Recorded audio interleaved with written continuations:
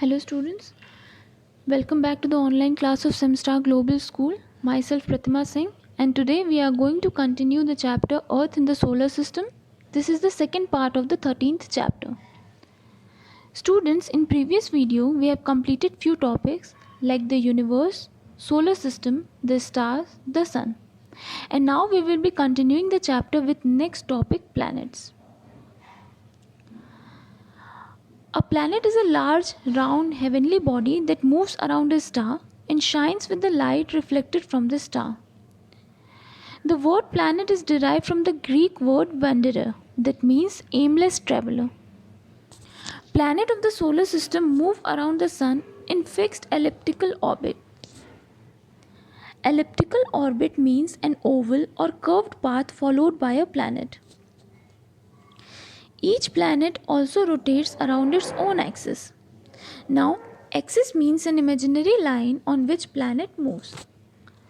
There are 8 planets in the solar system: Mercury, Venus, Earth, Mars, Jupiter, Saturn, Uranus, and Neptune. The first 4 planets, that are Mercury, Venus, Earth, Mars, are called inner planets because they are closer to the Sun, and also they are rocky in composition. Jupiter, Saturn, Uranus, and Neptune are called outer planets and are gaseous and liquid in composition. Pluto, the 9th planet of our solar system, was recategorized as a dwarf planet in 2006 and is now not considered as a particular planet. Now, what is dwarf planet? So it means a round object in space that goes around the sun but is not as large as a planet and is not clear like other objects from its path. Now let's know a little bit about the planets, as it is not so much explained in your book, but still you must know these things about the planets. So the first planet is Mercury, and Mercury is the nearest and smallest planet to the Sun. Venus is the second planet from the Sun in the solar system. It is nearly the same size as the Earth, so it is called Earth's twin. It appears to be brightest object in the morning or evening sky, so it is also called the morning star or evening star. Venus spins backwards on its axis, that is from east to west, which means anti-clockwise. It is also the hottest planet of the solar system. Earth is the third planet from the Sun, and it is also referred as the blue planet. Earth is not a perfect sphere, it is slightly flattened at the poles. This shape is known as geoid, which means Earth-like. The fourth planet from the Sun is Mars. It is known as the red planet as its whole surface is covered with red colored dust and rocks. Jupiter lies 5th from the Sun and is the largest in the solar system. It is made up of clouds of gases.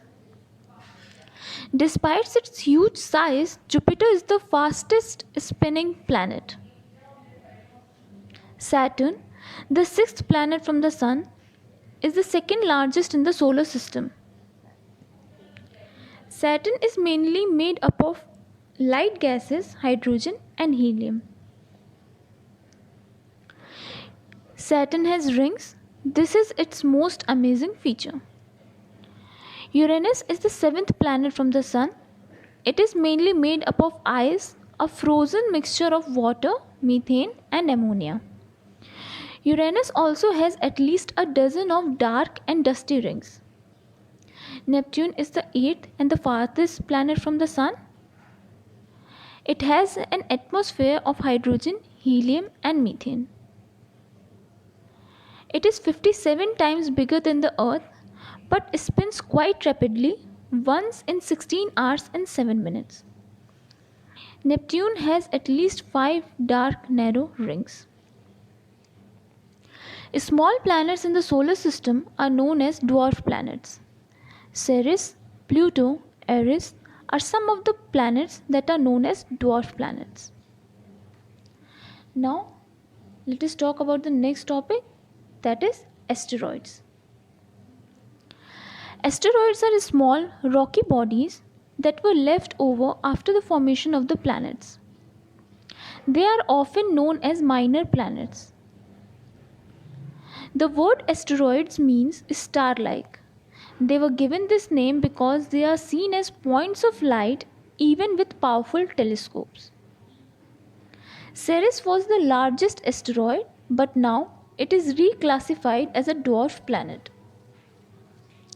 Most of the asteroids can be found orbiting the Sun in a belt between Mars and Jupiter.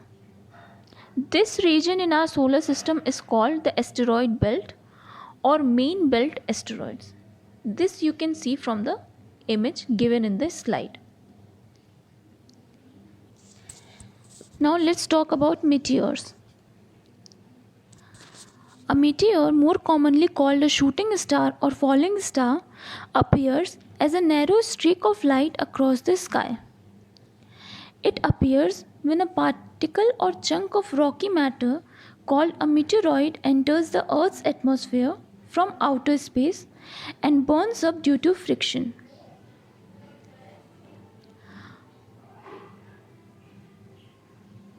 Millions of meteoroids occur in the space every day.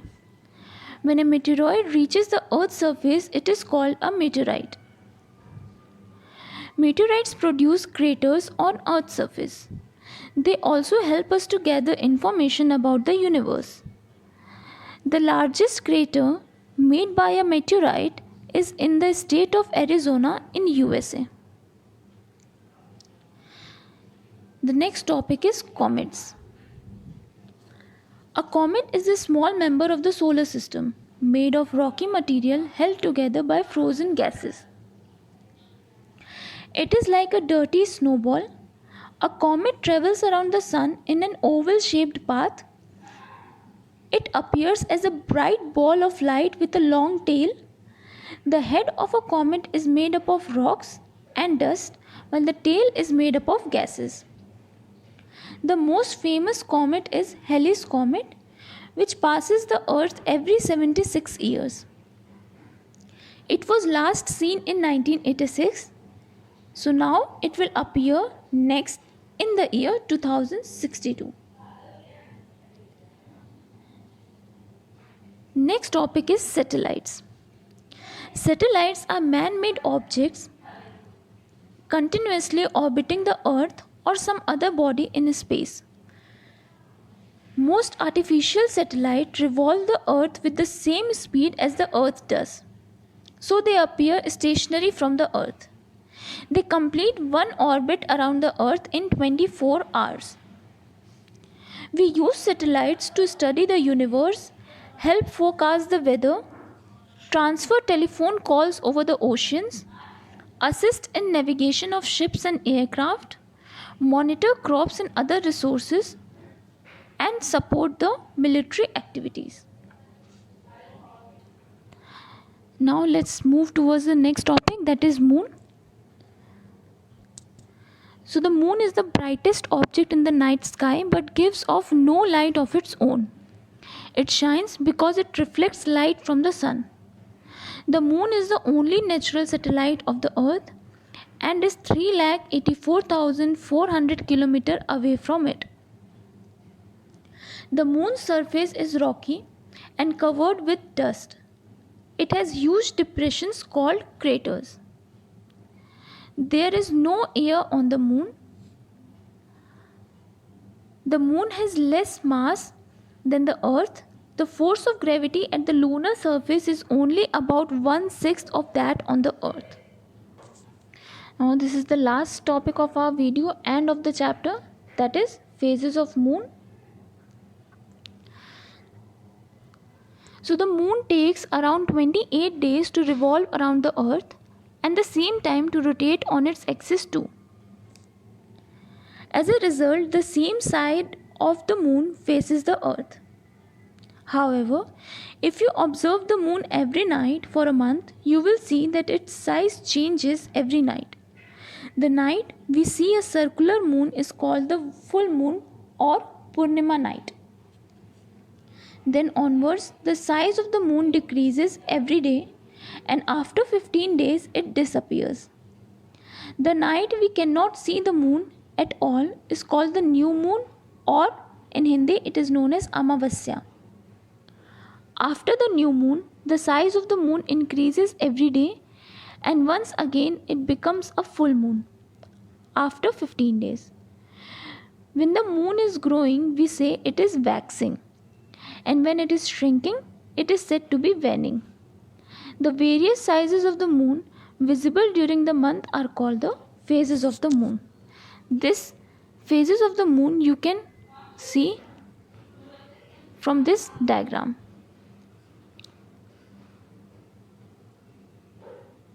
So students, with this topic we have completed our chapter. If you want to ask question related to the chapter, you are free to ask. And in the next video we will start a chapter from social and political life. Thank you.